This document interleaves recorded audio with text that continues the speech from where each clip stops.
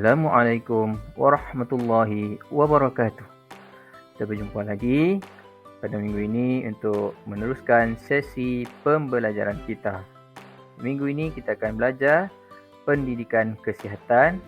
Kita akan masuk tajuk yang baru iaitu mengenai pemakanan. Baiklah, seperti biasa kita mulakan sesi pembelajaran kita dengan bacaan doa.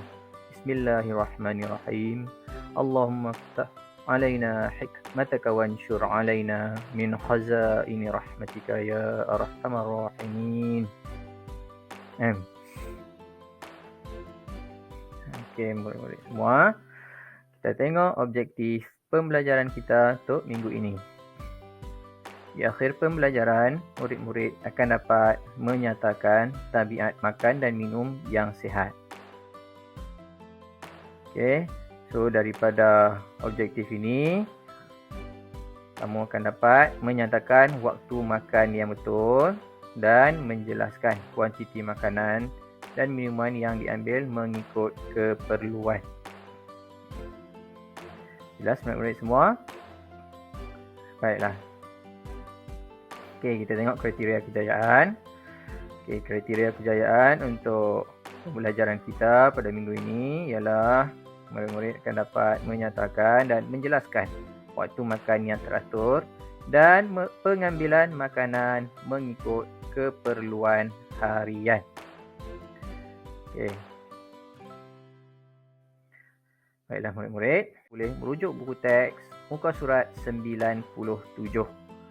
Okey, waktu makan teratur. Get into the habit. Maksudnya kita nak biasakan diri kita mengikut waktu makan yang teratur. Kita nak buat tabiat kita makan mengikut jadual.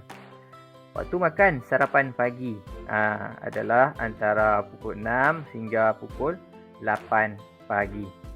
Macam dalam gambar rajah ni lah. Sama macam dalam buku teks kamu. Okey, hidangan sarapan ni kita ambil dalam sajian yang kecil. Cukup hanya dengan satu hidangan makanan dan satu hidangan air. Contohnya cereal, bijirin, bijirin, cornflake, Coco Crunch, Honey Star dan sebagainya. Okey, satu mangkuk dan dengan air, susu. Ataupun roti, kan? Roti kita letak cheese, kita makan dengan jam pun boleh. Okey, 2 keping roti dan dengan minuman satu, susu. Ataupun mi goreng, macam tu, satu pinggan. Ataupun nasi lemak, ataupun roti canai. Okey, so hidangan yang kecil ni maksudnya kita makan sikit lah. Sebab tu roti 2 keping sahaja. Cornflake, bijirin pun satu mangkuk sahaja. Kita sarapan pagi ni kita tak makan banyak, kita tak makan bertambah-tambah. Okey. Kenapa? Sebab waktu sarapan ni hanya untuk membekalkan tenaga kepada kita untuk memulakan hari kita. Okey, seterusnya waktu makan tengah hari. Okey, waktu makan tengah hari pula, hidangan dia kalau ikut jadual pemakanan adalah antara pukul 12 hingga pukul 2. Okey. So hidangan tengah hari ni kita ambil dalam sajian yang lebih besar daripada sarapan tadi. Okey. Kalau tengok dalam gambar rajah tu, okey, macam dalam buku kamu, biasanya hidangan yang paling simple, paling mudah untuk makan tengah hari ni, okey. Satu hidangan nasi, okey, dan 2 hidangan lauk. Lauk ni ayam ke, daging ke, telur ke, ikan ke, okey. Dan sayur-sayuran. Lauk 2. Biasanya sajian ataupun hidangan makan tengah hari yang paling mudah. So yang paling mudah lah sajian ataupun hidangan paling mudah untuk tengah hari 3 dengan air. Okey. Tapi kita biasanya di rumah mak akan masak macam-macam lauk kan. Tak apa, tak ada masalah benda tu. Cuma yang kita belajar ni paling mudah. Sekurang-kurangnya 3 hidangan nasi 1 pinggan, lauk 2 iaitu ayam, ikan, daging dan sebagainya, dan bersama dengan sayur, dan satu lagi buah-buahan. Macam tu sahaja. Ini adalah contoh hidangan yang seimbang, yang sihat. Baiklah. Seterusnya kita tengok pada waktu minum petang. Menu ataupun hidangan untuk minum petang. Okay, kita ambil dia pada pukul 3 sehingga 5 petang. Okay. So untuk minum petang ni simple saja. Okay. Hidangan yang kita ambil semasa menu minum petang ni lebih sikit berbanding dengan menu sarapan pagi kita tadi. Okay. So kalau tengok pada gambar rajah ni, dan biasanya okay, waktu petang kalau kita minum petang cukup sekadar dengan ada kuih, kan, kuih muih dengan air sahaja. Kuih pun kuih ni bila kita makan, kita tak makan kuih ni banyak, betul tak? Kan? Mungkin dalam satu piring tu kita ambil dua jenis, dua macam kuih je, kan? Ataupun kita minum makan biskut, kan? Macam itulah. Minum petang ni dia lebih ringan. Kenapa? Sebab saja untuk mengisi perut kita yang mungkin kosong. Kenapa kena isi perut, cikgu? Okey. Perut kita dia akan merembeskan. Dalam perut tu dia akan merembeskan asid. Asid ni lah yang akan memproses makanan dalam perut kita. So, kalau kita tak jaga waktu makan kita. Contoh, dah sampai waktu makan minum petang ni pukul 3 sampai pukul 5. Tapi kita tak makan apa, tak minum pun tak. So perut kita akan merembeskan asid tu. Bila perut kita merembeskan asid, tapi tak ada bahan makanan yang kita makan yang masuk untuk diproses. So dia akan menyebabkan apa? Dia akan menyebabkan asid tu akan menyebabkan dinding pada perut kita terhakis. So lama-lama dinding perut kita tu akan terluka, akan berlaku menjadi macam luka. Disebabkan itulah berlakunya sakit apa? Sakit gastrik. Okay. So gastrik ni biasanya berlaku pada individu yang waktu makannya tidak teratur. Okay, jelas lah. Okay, so yang terakhir, waktu makan yang terakhir ialah waktu makan malam. Okay, waktu makan malam pula adalah antara pukul 6 hingga pukul 8 malam. Hidangan makan malam ni sama ataupun lebih sedikit dengan hidangan makan tengah hari kita tadi. Okay, boleh sama ataupun sedikit. Okey, jumlah makanan yang kita ambil, yang kita makan untuk setiap kali waktu makan tu bergantung kepada aktiviti harian kita. Okey, aktiviti harian kita. Kalau kita melakukan aktiviti yang kerja-kerja yang berat, kita kena makan banyak lah. Kan? Kalau kita tak buat kerja-kerja yang berat, cukup sekadar kita makan sedikit. Okay? So, sama juga untuk sajian hidangan makan malam, okay? Sama macam tengah hari, cuma jumlah yang kita ambil tu mungkin berbeza lah. Okay? Satu hidangan nasi, 2 hidangan lauk, sama ada ayam, ikan, daging dan sebagainya, dengan sayur dan buah. Sama, dia sama macam tengah hari tadi. Okay. Ini adalah contoh set hidangan yang paling mudah lah. Cikgu, kalau mak saya masak lebih, tak apa, makan, tak ada masalah. Okay, lauk ada 3 macam kan, sayur ada 2 macam, so semua 5 jenis lauk dengan nasi, tak apa, makan, tak ada masalah. Okay, cuma kita kawal jumlah pengambilan. Kita kawal jumlah yang kita makan, kuantiti yang kita makan tu saja. Baik. Okey, sekarang kita akan beralih kepada pengambilan kuantiti mengikut keperluan. Setiap individu tidak sama keperluannya.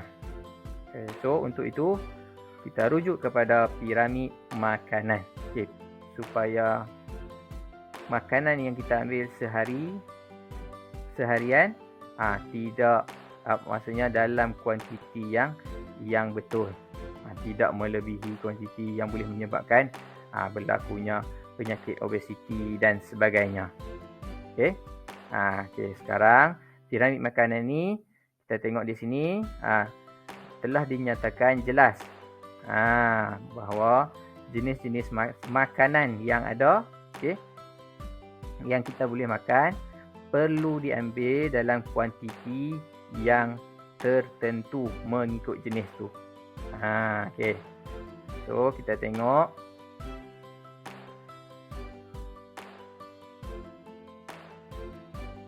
Kita tengok satu persatu. Okey. Okey, aras yang paling bawah kita nampak di sana ada tepung, ada roti, ada ubi, ada mi, ada jagung. Okey, so bahagian bawah, paling bawah sekali tu adalah kumpulan makanan karbohidrat. Okey. Karbohidrat ni adalah kumpulan makanan yang sangat diperlukan dan sangat penting untuk kanak-kanak membesar. Maksudnya kamu, umur-umur bayar kamu sekarang ni kan, sekolah rendah. Okay, yang paling bawah ni perlu makan, bukan makan banyak, makan tu bagi cukup. Jangan lebih makan, jangan kurang makan. Kumpulan makanan daripada karbohidrat ni. Kamu kena makan bagi cukup. Tapi tak boleh terlebih makan. Kalau terlebih makan, kamu akan obesiti. Okey. Seterusnya, kumpulan makanan karbohidrat ni juga adalah kumpulan yang membekalkan tenaga kepada kita untuk melakukan aktiviti seharian. Kita nak buat aktiviti, nak buat kerja rumah, nak bersihkan rumah, nak belajar, nak main petang-petang dan sebagainya. Okay, semua aktiviti yang kita nak buat seharian, kita dapat tenaga daripada kumpulan makanan karbohidrat ni. Sebab tu kumpulan makanan karbohidrat ni penting untuk kanak-kanak, dan kamu kena makan cukup, jangan kurang makan. Okay? Dan jangan terlebih makan. Itu. Faham semua? Baik. Kita tengok aras yang kedua. Okay, aras yang kedua, kalau tengok di sana, semua faham, semua nampak jelas kan? Buah-buahan dan sayur-sayuran. Okay. Buah-buahan dan sayur-sayuran ni kumpulan makanan yang memberi kita zat besi, garam mineral, vitamin dan sebagainya. Okay, so kumpulan makanan pada aras yang kedua ni, yang ini kita boleh makan banyak, tak apa. Okay. Dia tak macam yang aras yang pertama tadi. Aras yang pertama, kalau kamu makan banyak, nasi kamu makan banyak-banyak, kamu makan roti banyak, kumpulan makanan karbohidrat tu, kalau kamu makan banyak, dia benda makanan yang kamu makan banyak, makanan kumpulan karbohidrat tu akan boleh menyebabkan kamu menjadi gemuk. Tapi kalau sayur-sayuran dan buah-buahan ni kamu makan banyak pun tak apa, tak ada masalah. Sebab zat besi, zat galian, vitamin dan semua yang badan kamu perlukan dapat daripada sayur-sayuran dan buah-buahan ni. So untuk sayur-sayuran dan buah-buahan ni tak apa kita nak makan banyak pun. Jelas Okey. So kemudian kita tengok aras yang ketiga. Aras ketiga, kalau tengok di sana ada apa? Kalau kamu tengok, ada keju, ada susu, ada daging, ada ayam, ada ikan, dan sebagainya. Kacang, apa semua di situ. Okey. So untuk kumpulan makan pada aras yang ketiga ni, susu, produk tenusu ni, cheese dan sebagainya lah. Okey, ayam, ikan, daging dan semua yang lain tu. Okay. Yang ini kita perlu makan. Okay. Kamu perlu makan. Okay. Protein ni adalah daripada kumpulan makanan ni adalah daripada kumpulan makanan protein. So, makanan jenis protein ni penting untuk tumbesaran kanak-kanak. Tetapi pengambilan dia dalam kuantiti yang sederhana. Okey, protein ni pun penting juga. Okey, sama penting je dengan karbohidrat dan sayur-sayuran dan buah-buahan. Cuma untuk protein ni, kumpulan makanan protein ni kamu perlu ambil dalam jumlah yang sederhana. Okey, jelas nah? Kemudian aras yang terakhir, yang paling tinggi. Kalau tengok di sana ada lemak, minyak, gula dan garam. Okey, untuk yang ini, makanan-makanan yang jenis ini kita perlu kurang.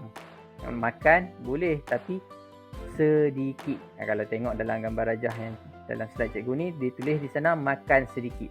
Maksudnya jangan selalu amalkan makanan-makanan yang mengandungi lemak, minyak, gula dan garam. Maksudnya nak makan boleh tapi cukup rasa lah. Sebab tu bila kamu tengok rancangan masak, chef tu akan cakap gunakan garam secukup rasa. Maksudnya garam tu jangan bubuh terlampau banyak ataupun jangan bubuh sikit sangat. Kalau bubuh sikit sangat tak rasa. Kalau bubuh terlampau banyak dia akan jadi masin. Okey. So, kumpulan makanan yang atas kali ni, okey, dia kena ambil sedikit. Sebab apa? Sebab kalau makanan yang dari kumpulan atas ni kita ambil dengan banyak, dia boleh menyebabkan kita mendapat penyakit yang berbahaya. Penyakit 3 serangkai biasa dengar tak? Darah tinggi, kencing manis, sakit jantung dan sebagainya. Yang tu. Yang makanan yang paling atas tu yang boleh menyebabkan penyakit-penyakit serius macam tu lah. Okey. Sebab tu kurangkan mengambil makanan yang berminyak. Kurangkan makanan yang goreng-goreng ni kamu kena kurangkan. Kalau nak makan ayam, jangan makan ayam goreng. Kamu makan ayam berkuah. Ayam masak sup, ayam buat gulai, ayam rebus ke.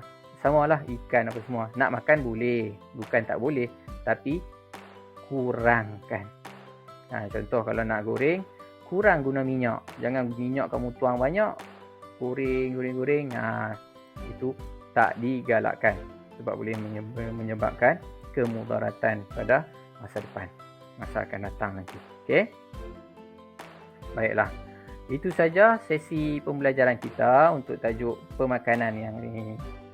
Okey, kita tengok tugasan. Tugasan yang pertama, bina jadual pemakanan seharian selama seminggu. Okey. Rujuk jadual seperti di sebelah. Okey, cikgu bagi contoh gambar jadual untuk kamu buat jadual pemakanan selama seminggu. Okey. Dalam gambar ni, dalam gambar yang cikgu share ni, dia ada gambar. So, untuk kamu nak buat tugasan satu ni, kamu tak payah lukis lah. Kamu cuma buat jadual dan senaraikan saja. Contoh, Isnin sampai Ahad. Okey, satu sarapan pagi, snack pagi, makan tengah hari, snack petang ataupun makan petang dan makan malam.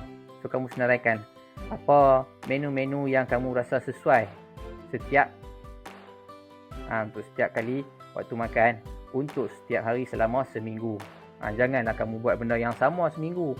Tukar-tukarlah. Sebab tu cikgu tunjuk contoh ni. Tengok hari Isnin, sarapan pagi, bijirin, susu dan pisang. Tapi hari Selasa dia tukar jadi bubur oat, susu dan apple. Macam itulah. So kamu untuk buat jadual pemakanan ni, kamu ubah. Janganlah bagi sama. Okey.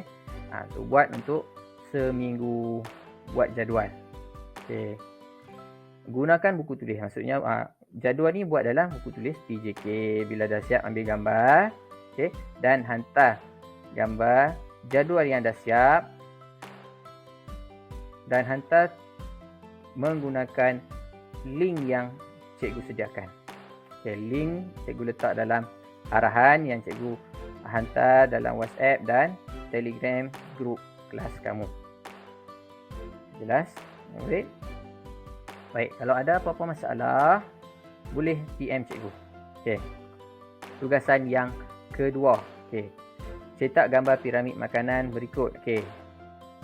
cikgu bagi link di situ. Kamu buka link tu dan minta ibu bapa kamu printkan gambar piramid makanan yang ada di macam sebelah tu lah, gambar yang di sebelah. So print dulu, lepas tu cikgu nak kamu warnakan piramid makanan tu. Okay, warna cantik-cantik lah, warna elok-elok, comel-comel. Jangan cincai. Dan cikgu nak kamu labelkan piramid makanan tu. Label macam mana? Macam yang dalam slide cikgu tunjuk tadi. Bawah tu apa dia, kamu kena labelkan jenis-jenis makanan dan apa-apa semua. Okay. Kalau kamu tak pasti, kamu boleh rujuk semula video pengajaran ni. Kamu buka slide yang cikgu terang berkenaan dengan piramid makanan tadi. Okay, bila dah siap, kamu tampalkan gambar piramid makanan ni dalam buku tulis PJ. Okay, ambil gambar dan hantarkan menggunakan link yang cikgu sediakan. Okay, link untuk menghantar tugasan cikgu letak dalam arahan yang cikgu hantar pada Telegram dan WhatsApp grup kelas kamu. Jelas murid-murid semua ya? Baiklah. So, itu saja sesi pembelajaran kita untuk minggu ini. Sebelum cikgu mengakhiri video pengajaran cikgu ni, cikgu nak minta kerjasama daripada kamu semua untuk mengikuti sesi pembelajaran cikgu dengan mengisi kehadiran. Menggunakan link kehadiran yang cikgu hantar dalam arahan dan hantar tugasan yang cikgu bagi. Jangan lupa like, share dan subscribe YouTube channel cikgu ni sehingga kita berjumpa lagi pada minggu hadapan. Assalamualaikum.